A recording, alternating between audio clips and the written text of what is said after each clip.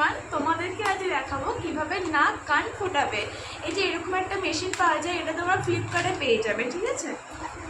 দেখো এর ভেতরে এই জিনিসগুলো দেওয়া থাকে।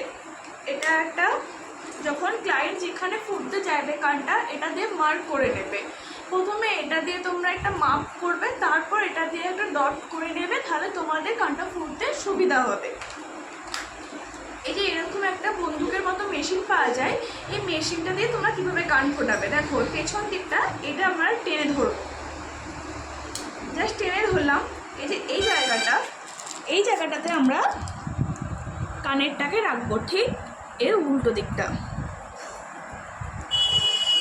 রাখলাম। তারপর দেখো আমি জামাই করে দেখাচ্ছি। এই জিনিসটা কানের পাতার ঠিক পেছন দিকে থাকবে। দেখো